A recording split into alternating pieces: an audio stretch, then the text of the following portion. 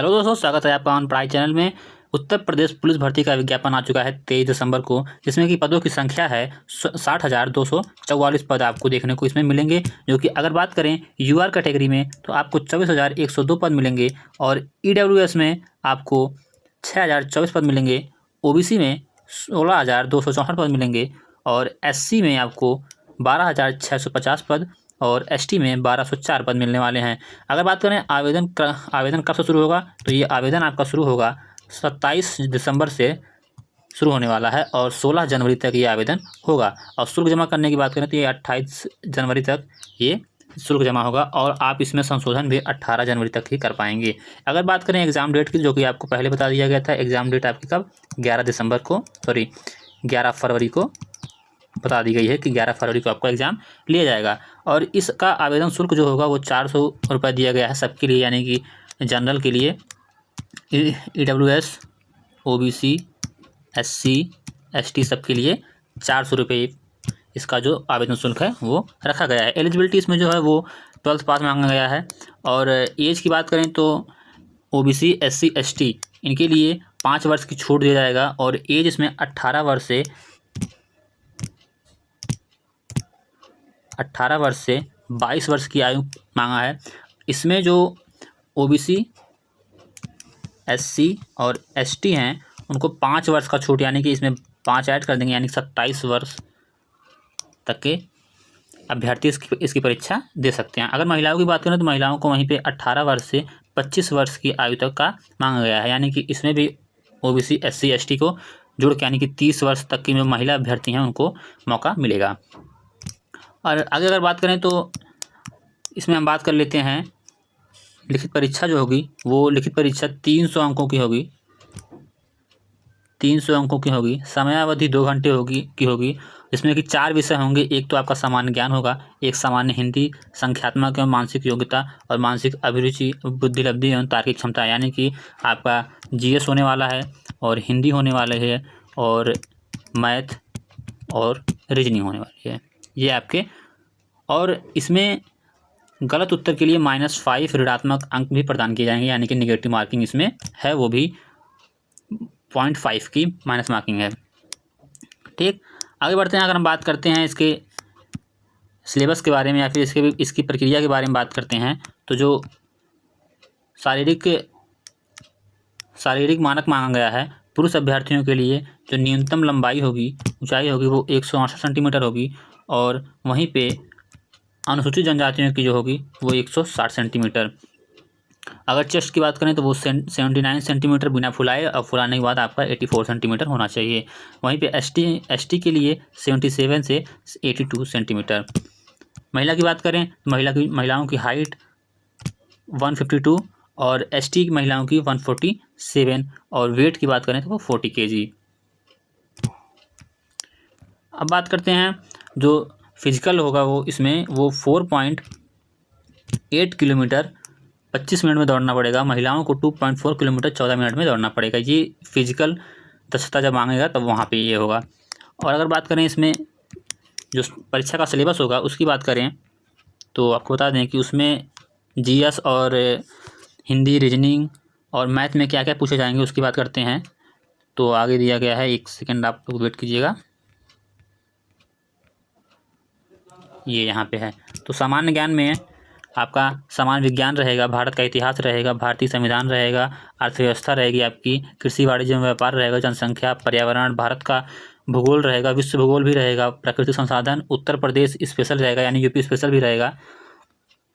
और यहाँ पे आप देख लीजिए, यहाँ पे मानवाधिकार, आंतरिक सुरक्षा, आतंकवाद, भारत के पड़ोसी देश के बारे में पूछा जाएगा, राष्ट्रीय अंतर्राष्ट्रीय महत्व के समसामयिक यानी करंट अफेयर भी पूछा जाएगा, राष्ट्रीय अंतर्राष्ट्रीय संगठन के बारे में पूछा जाएगा, जो संगठन है जैसे यूएनओ हो गया आपका और वर्ल्ड बैंक हो गया और आईएमएफ हो गया, ये सभी पूछा जाएगा।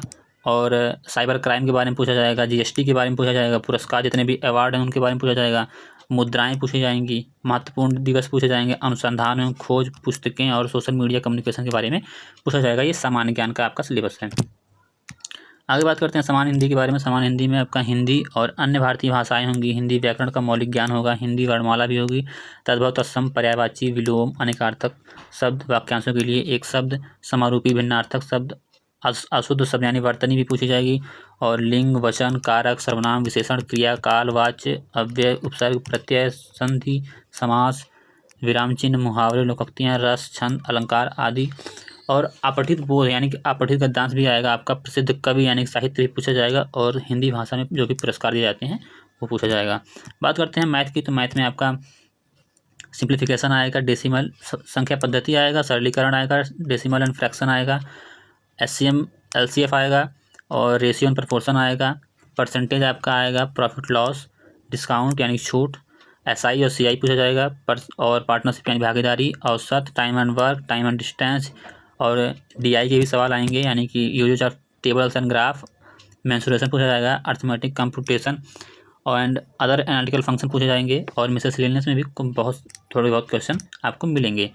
बात करें मेंटल एबिलिटी की, इसमें तो यहाँ पे लॉजिकल डायग्राम पूछा जाएगा, और सिंबल रिलेशनशिप यानी कि संबंध पूछे जाएंगे, परसेप्शन यानी कि प्रत्यक्ष ज्ञान बोध, और शब्द रचना परीक्षण, लेटर से आएंगे, सीरीज से आएंगे आपके सवाल, वर्ड एंड अल्फ़ाबेटिकल एनालॉजी के सवाल आएंगे, कॉमन सेंस यानी व्यवहारिक ज्ञान आएगा, और दिशा से संबंधित सवाल आएंगे, आंकड़ों का तार्किक विश्लेषण, प्रभावित तर्क, अंतर्निहित भावों का विनिश्चय करना यानी कि डिटरमाइनिंग इम्प्लाइड मीनिंग।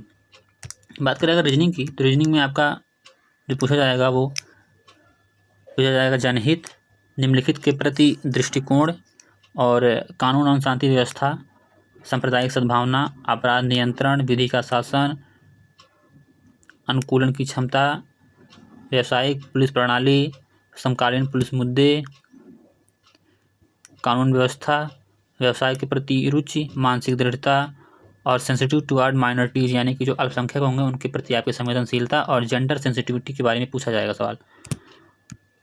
आपकी आईक्यू के बारे में पूछें तो यहाँ से आपका रिलेशन यानी कि संबंध व आंशिक समानता यानी एनालॉजी टेस्ट आएगा, और असमान को चिन्हित करना, सीरीज से श्रृंखला से, कोडिंग डिकोडिंग, डायरेक्शन आएगा, दिशा से संबंधित, ब्लड रिलेशन आएगा, अल्फ़ाबेट से प्रॉब्लम आएंगी आपके, समय क्रम परीक्षण आएगा, वन डायग्राम में 4 टाइप आएगा, मैथमेटिकल एबिलिटी टेस्ट होगा, अरेंजिंग इन ऑर्डर यानी क्रम में व्यवस्थित करना होगा। अब बात करें जो रीजनिंग एबिलिटी होगी उसमें आपका analogy, similarities, differentiation, space differences यानी भिन्नता, स्पेस विजुलाइजेशन खाली स्थान भरना, प्रॉब्लम सॉल्विंग, एनालिसिस, जजमेंट यानी कि जो विश्लेषण निर्णय होता है वो, और निर्णायक क्षमता, और दृश्य स्मृति, डिस्क्रिमिनेशन यानी विभेदन क्षमता, पर्यवेक्षण, संबंध, अवधारणा, अंकगणितीय तर्क, classification of verbal and figure यानी कि शब्द और आकृति जो वर्गीकरण होते हैं उनको आपको क्लासिफिकेशन यानी वर्गीकरण करना पड़ेगा, अंकगणित संख्या श्रृंखला, और अमूर्त विचारों व प्रतीकों तथा उनके संबंधों में से सामंजस्य की क्षमता।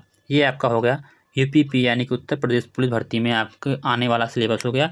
तो अभी से तैयारी में जुट जाइए क्योंकि समय बहुत कम है। आपका 11 फरवरी को एग्ज़ाम है, 11 फरवरी को एग्ज़ाम है। अगर देखा जाए तो ये आपका आया है 23 दिसंबर को, 23 दिसंबर को यानी 7 या 8 दिन आपको इस साल मिलेंगे यानी 2023 में।